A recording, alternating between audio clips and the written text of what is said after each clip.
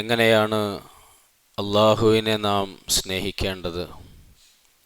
അള്ളാഹു നമ്മളെ എങ്ങനെ സ്നേഹിക്കും? ഈ ചോദ്യങ്ങൾ നമ്മുടെ മനസ്സിൽ പലപ്പോഴും ഉണ്ടാകാറുണ്ട്. എങ്ങനെ അള്ളാഹുവുമായിട്ടടുക്കും? ആഗ്രഹമുണ്ട്, പക്ഷേ നടക്കുന്നില്ല. അള്ളാഹുവിനോട് സ്നേഹമുണ്ട്, പക്ഷെ അത് തിരിച്ചറിയാൻ സാധിക്കുന്നില്ല. അള്ളാഹു എന്നെ സ്നേഹിക്കുന്നുണ്ടോ? ഉണ്ടെങ്കിൽ അതിൻ്റെ അടയാളങ്ങൾ എന്തൊക്കെയാണ്? നമുക്കൊന്നും മനസ്സിലാകുന്നില്ല. ഇബ്നു ഖയ്യിം റഹിമഹുല്ലാഹ് മദാരിജുസ് സാലിഖീൻ എന്നുള്ള കിതാബിൽ 10 കാര്യങ്ങൾ എണ്ണി പറയുന്നുണ്ട്. അള്ളാഹുവിനെ നാം സ്നേഹിക്കാനും അള്ളാഹുവിൻ്റെ സ്നേഹം പരിപൂർണമായും നമുക്ക് ലഭിക്കാനും കാരണമാകുന്ന 10 കാരണങ്ങൾ. ഈ കാരണങ്ങൾ ഓരോന്നും നമ്മൾ പറയുമ്പോൾ, കേൾക്കുമ്പോൾ നമ്മുടെ ജീവിതത്തിൽ ഈ ഗുണങ്ങളുണ്ടോ എന്ന് പരിശോധിക്കണം. അതിൽ 5 ഗുണങ്ങളുണ്ടെങ്കിൽ ബാക്കി 5 ഗുണങ്ങൾ ഉണ്ടാക്കിയെടുക്കാൻ എന്ത് ചെയ്യണമെന്ന് നാം ചിന്തിക്കണം. കാരണം വിഷയം എന്താണ്? അള്ളാഹുവിൻ്റെ സ്നേഹം കിട്ടലാണ്. അള്ളാഹുവിൻ്റെ സ്നേഹം കിട്ടുന്നതോടൊപ്പം നാം അള്ളാഹുവിനെ വല്ലദീന ആമനു അശദ്ദു ഹുബ്ബൻ ലില്ലാഹ്, വിശ്വാസികളുടെ ഗുണമാണ് അവർ അള്ളാഹുവിനെ ഏറ്റവും ശക്തമായി സ്നേഹിക്കുന്നവരായിരിക്കും. പാപങ്ങളിൽ നിന്നും മാറി നിൽക്കാൻ ഇബ്നു ഖയ്യിം റഹിമഹുല്ലാഹ് നമുക്ക് പറഞ്ഞു തന്ന പ്രധാനപ്പെട്ട കാരണങ്ങൾ പറയുമ്പോൾ, അതിൽ പാപങ്ങൾ ചെയ്യുമ്പോഴുണ്ടാകുന്ന ദില്ലത്തിനെക്കുറിച്ച്, നിന്ദയെക്കുറിച്ച് ഒരാളുടെ മനസ്സിൽ ബോധമുണ്ടാകുമ്പോൾ തിന്മ ചെയ്യാനുള്ള ലജ്ജയുണ്ടാകും. അങ്ങനെ ലജ്ജയോടുകൂടി തിന്മകളിൽ നിന്ന് മാറി നിന്നാൽ പിന്നീട് അവൻ അള്ളാഹുവിൻ്റെ മുഹിബ്ബായി മാറും, വലിയായിട്ട് മാറും, അള്ളാഹുവിനെ സ്നേഹിക്കുന്ന വ്യക്തിയായിട്ട് മാറും. അതാണ് ഇബ്നു ഖയ്യിം റഹിമഹുല്ലാഹ് എണ്ണിപ്പറയുന്ന കാരണങ്ങളിൽ വളരെ പ്രധാനപ്പെട്ട ഒരു കാരണം മഹബ്ബത്തുല്ലാഹ്, അള്ളാഹുവിനോടുള്ള സ്നേഹമാണ്. എന്നിട്ട് ഇബ്നു ഖയ്യിം റഹിമഹുല്ലാഹ് പറയുന്നുണ്ട്, അത് പാപങ്ങളിൽ നിന്നും മാറി നിൽക്കാനുള്ള ക്ഷമ ലഭിക്കാൻ, സ്വബർ ലഭിക്കാൻ ശക്തമായ കാരണങ്ങളിൽ വളരെ പ്രധാനപ്പെട്ട കാരണമാണ് അള്ളാഹുവിനോടുള്ള സ്നേഹം എന്നുള്ളത്. അള്ളാഹുവിനോടുള്ള സ്നേഹം ഹൃദയത്തിൽ അടിയുറച്ചു കഴിഞ്ഞാൽ പിന്നെ ഇബാദത്ത് ചെയ്യൽ, അള്ളാഹുവിനെ അനുസരിക്കൽ, ഹറാമിൽ നിന്ന് മാറി നിൽക്കൽ വളരെ എളുപ്പമാണ്. എന്നാൽ പാപങ്ങൾ, തിന്മകൾ നമ്മുടെ ജീവിതത്തിൽ സംഭവിക്കുന്നത് ഈ സ്നേഹം ബലഹീനമാകുമ്പോഴാണ്, ഈ മഹബ്ബത്ത് ബലഹീനമാകുമ്പോഴാണ്.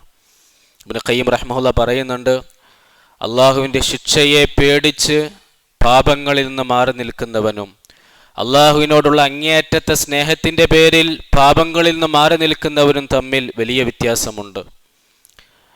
അതിന് ഉമർ റളിയല്ലാഹു തആല ഒരു വാക്ക് ഉദ്ധരിച്ചുകൊണ്ട് അദ്ദേഹം പറയാണ്, നിഅമൽ അബ്ദു സുഹൈബ്. സുഹൈബ് റളിയല്ലാഹു തആല അൻഹു എത്ര നല്ല അടിമയാണ്, സഹാബിയാണ്.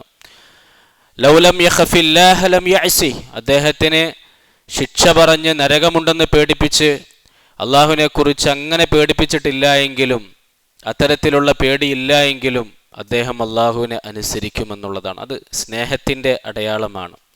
അതുകൊണ്ട് തന്നെ സത്യസന്ധമായി അള്ളാഹുവിനെ സ്നേഹിക്കുന്ന ആൾ എപ്പോഴും അള്ളാഹു എന്നെ നിരീക്ഷിക്കുന്നുണ്ടെന്നുള്ള ചിന്തയും ബോധവും സദാസമയവും ഉണ്ടാകുമെന്ന് മഹാനവറുകൾ പറഞ്ഞു വെക്കുകയാണ്. ഇവിടെ ശ്രദ്ധിക്കേണ്ട ഒരു കാര്യം കൂടി അദ്ദേഹം ഉണർത്തുന്നുണ്ട്. സ്നേഹം മാത്രം ഉണ്ടായതിൻ്റെ പേരിൽ ഹറാമിൽ നിന്ന് മാറി നിൽക്കാൻ കഴിയില്ല. അതോടൊപ്പം തന്നെ അള്ളാഹുവിനെ കുറിച്ചുള്ള ജലാലിയത്ത്, അളമത്ത്, മഹത്വം, പേടി മനസ്സിൽ രൂപപ്പെടണം. സ്നേഹിക്കുന്നതിൻ്റെ പേരിൽ മാത്രം അനുസരണ ഉണ്ടായിക്കൊള്ളണമെന്നില്ല. അതിൻ്റെ കൂട്ടത്തിൽ അള്ളാഹു ആരാണ് എന്നും, അള്ളാഹു എന്തിനാണ് നമ്മളെ സൃഷ്ടിച്ചതെന്നും, നമ്മുടെ അവസാനം എവിടേക്കാണ് എന്നും, നമ്മളും അള്ളാഹും തമ്മിലുള്ള ബന്ധം എന്താണ് എന്നും, അള്ളാഹു ആരാണ് എന്നുമൊക്കെയുള്ള ആ ഒരു യാഥാർത്ഥ്യം തിരിച്ചറിയുമ്പോഴാണ് ആ സ്നേഹം ഫലപ്രദമാവുകയുള്ളൂ, ഉപകാരമുള്ളതാവുകയുള്ളൂ, തിന്മയിൽ നിന്ന് മാറി നിൽക്കാൻ നമ്മളെ സഹായിക്കുകയുള്ളൂ. അതുകൊണ്ട് ഈ സ്നേഹം നമുക്ക് ലഭിക്കണമെങ്കിൽ 10 കാര്യങ്ങൾ നമ്മുടെ ജീവിതത്തിൽ ഉണ്ടോ എന്ന് നാം ശരിക്ക് ശ്രദ്ധയോടുകൂടി പരിശോധിക്കണം. അത് നമ്മുടെ വിഷയത്തിൽ മാത്രമല്ല, നമ്മളൊക്കെ ആഗ്രഹിക്കുന്ന നമ്മുടെ മക്കളുടെ വിഷയത്തിൽ, പ്രത്യേകിച്ച് നമ്മുടെ പെൺമക്കളുടെ വിഷയത്തിൽ. കാരണം ആൺമക്കൾ പല രീതിയിലുള്ള നസീഹത്തുകൾ ലഭിക്കാറുണ്ട്, കേൾക്കാറുണ്ട്, പല സ്ഥലത്തു നിന്നും അവർ ഉപദേശങ്ങൾ കേൾക്കാറുണ്ട്.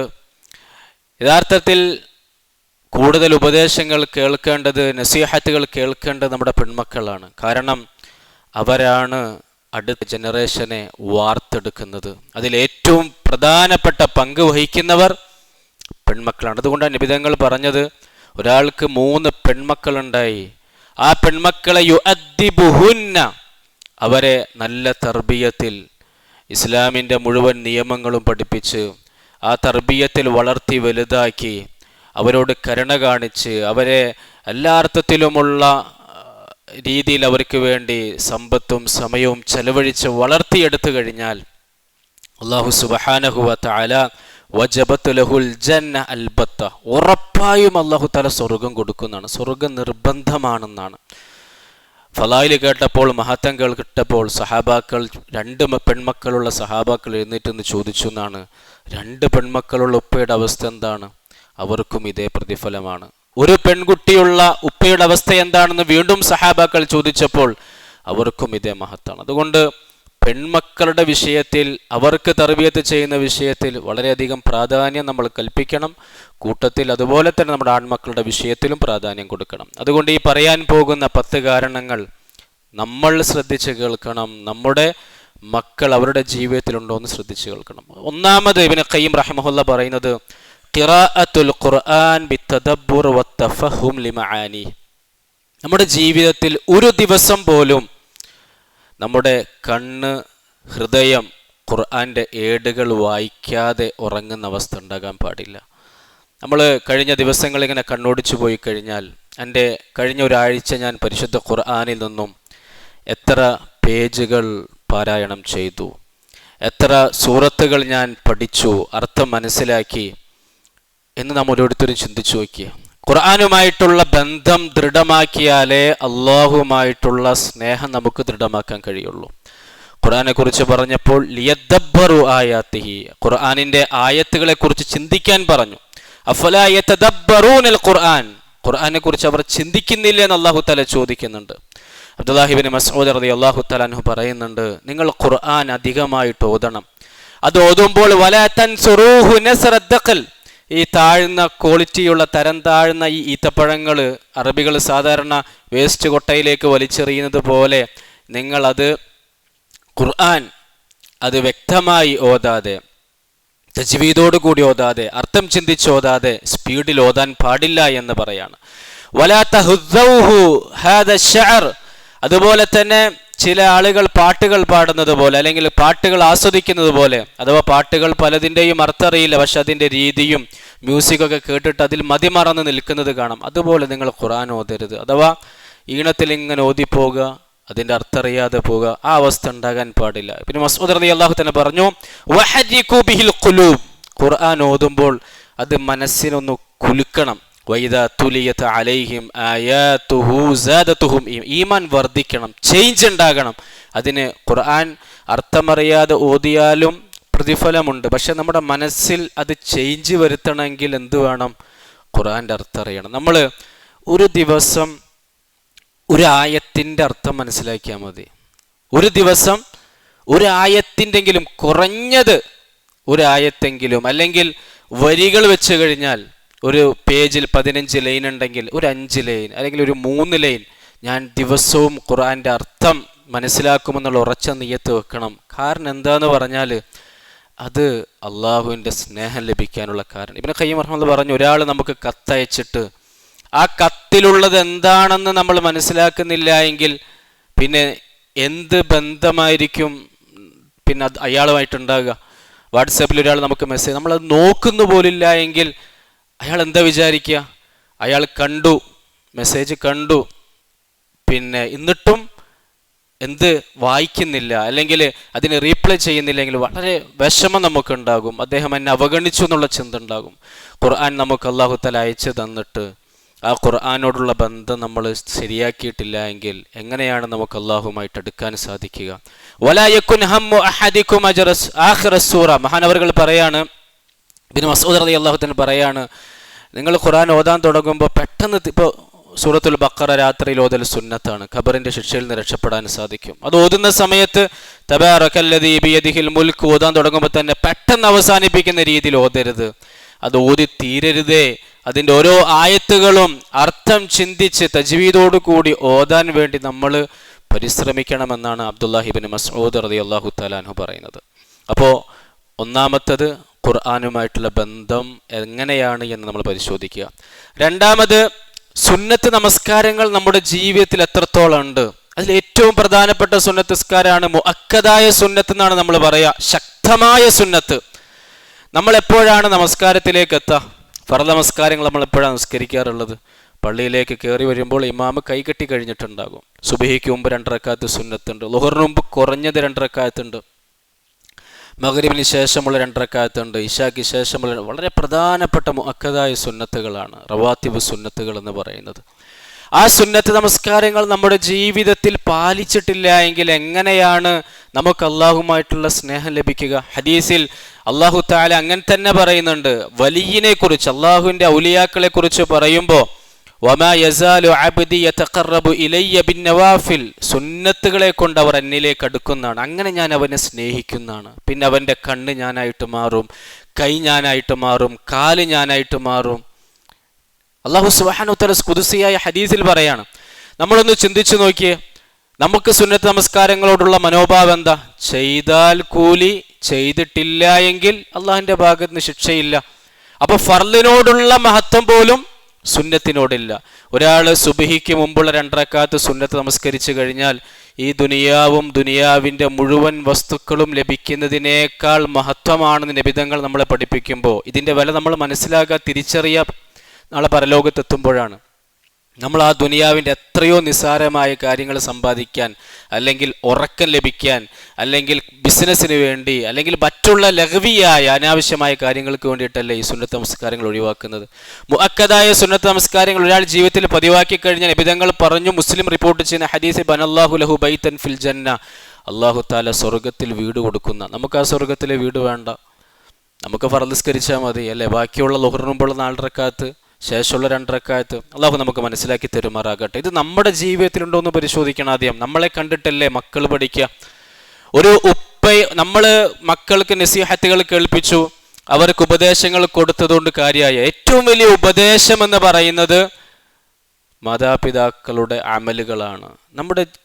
നമ്മൾ വീട്ടിലുണ്ടാകുന്ന സമയത്ത് വാപ്പ തഹജ്ജുദ് നമസ്കരിക്കുന്നുണ്ട്, ഖുർആൻ ഓതുന്നുണ്ട്, മക്കൾ അത് കണ്ട് വളരും.